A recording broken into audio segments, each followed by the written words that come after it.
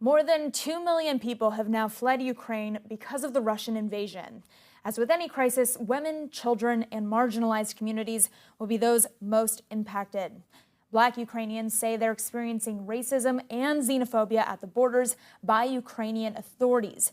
And LGBTQ refugees fear increased violence as they arrive in places even more punitive to their communities.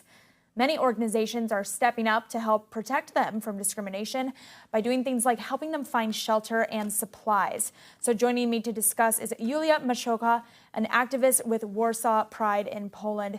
Julia, thank you for being here. I want to start by just getting a sense of the challenges on the ground for LGBTQ plus refugees.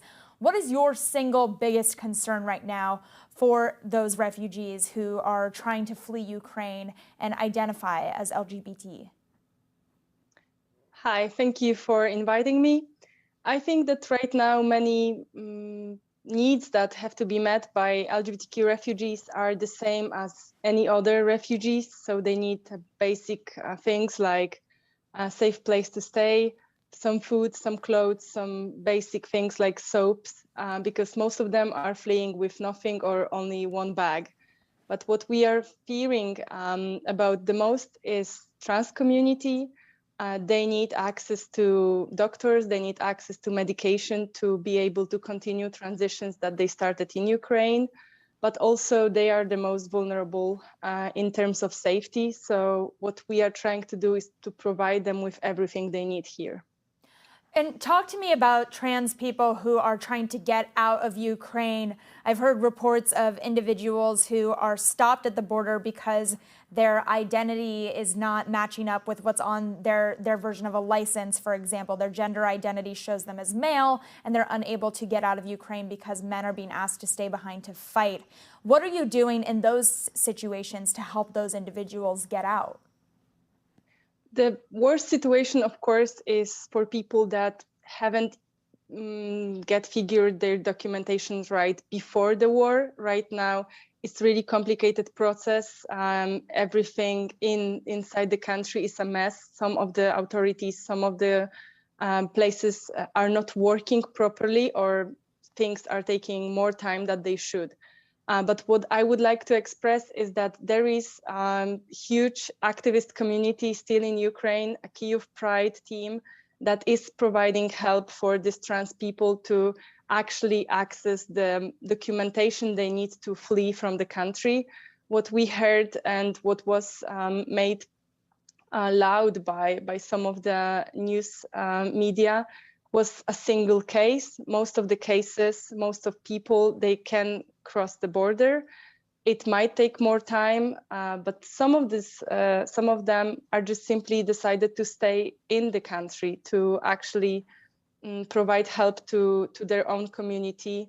And we still have to provide them with meds, with the help inside Ukraine. Well, let's talk about the individuals who are able to get out, because a lot of refugees are heading where you are, Poland, or to Hungary, both of which are countries condemned by the EU for having anti-gay laws. What are you most worried about happening to LGBTQ plus refugees if they end up, say, in your area of Poland, for example? What are you concerned about? The most concerned we are right now about physical violence. This is something that we are also experiencing on the streets of Poland and Hungary. That's why I don't think that many LGBTQ people would like to stay in Poland. I think that they are going to cross our border and move to Germany, to Denmark, or Czech Republic. This is also something that we are providing. We are in constant contact with NGOs from these countries to help them transfer, to help them to move further away to the places that are more safe. But some people, they still have their family or friends in Ukraine, so they would like to stay in Poland. And for them, we are going to provide psychological groups, psychological support, and anything we actually can. But what can I say? Poland is still the most homophobic country in the European Union. Yeah. How frustrated are you by that, Julia, as a member of the community yourself? I don't think I'm frustrated. I got used to living here. I don't want to move out. I want to fight. I want to help people in need. I want to help especially LGBTQ youth that is still growing up in this country. And I really believe that as a society, we are moving forward. What we need to our government and to our politicians to follow us. Yeah.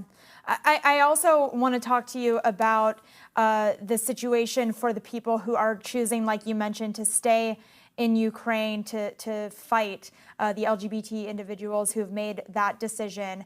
What are some of the resources that those individuals who are choosing to stay in Ukraine are going to need in order to stay safe as they choose to take on that fight? First of all, we have to remember about medical equipment. This is something that we are sending also from Poland. I'm not only talking about hormones or things that only trans people need, but general medication for the medical conditions they already have. The pharmacies are closed now. There are going to be shortage of some of the medicine. That's why we are sending whatever we can to the country. But what we should also remember is that these people are going to be there. They have to eat. They have to pay the bills sometimes, like bills for psychological help. Mm-hmm. They are providing psychological help. They have support group. I know that Kyiv Pride is doing this all the time. So if you are curious about what can I do, how I can help, how I can make the most use out of my money that I would like to send to any organization, please choose any organization in Ukraine. They are still working, they need this money, and they are going to need them in the future also. In our final minute, Julia, what concerns do you have about shelter for LGBT individuals that people may not be aware of? What we have to remember is that it's not a 1 week or 1 month situation. It's going to last a lot longer, even if the war is going to end soon. And this is for what we are hoping. The country is destroyed. It's going to have to be rebuilt. And some people will simply have no place to come back. So if you don't know what to do right now, or if you don't have strength to help right now, please bear in mind that we will need you in 1 month, in 1 year probably, to also provide shelter in a long term, not only in the short term. Many resources needed for this fight. Julia, thank you so much for joining us and giving us that really important context about the situation for LGBTQ refugees who are in the process of fleeing Ukraine as this Russian invasion continues to unfold. That was Julia Maciocha, activist with Warsaw Pride. Thanks for being here.